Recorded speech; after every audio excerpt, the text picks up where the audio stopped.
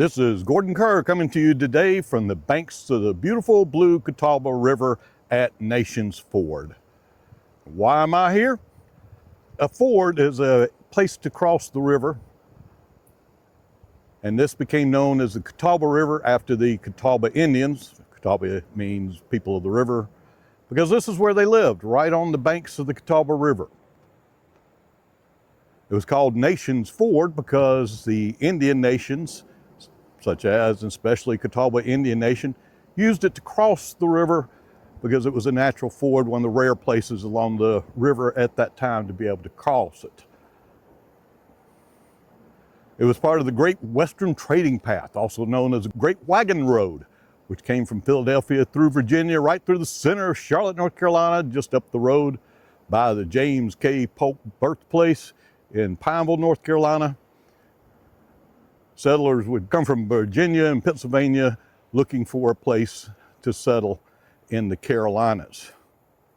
During the American Revolution, General Thompson Sumter camped right here on the banks of the beautiful blue Catawba River. In 1780, Cornwallis tried to cross the river here, but it was too high. Further down in history, in 1865, Jefferson Davis, after having his final cabinet meeting not far from here, stood here and dismissed his troops. He was escorted across the river. 2 months later, was captured in Georgia. Railroad trestle is considered the most important event in Charlotte economic history. It was called the Charlotte, South Carolina Railroad.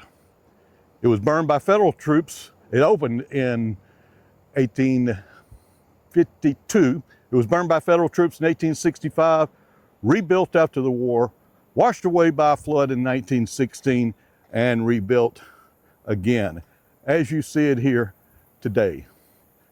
We're in Nations Ford Park.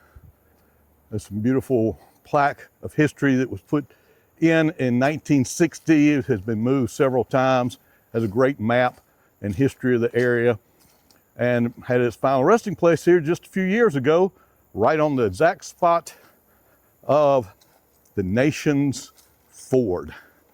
And that right there is where Nations Ford, the Catawba Indian nations, would ford the Catawba River. Hope you've enjoyed this little bit of history. Thank you for watching.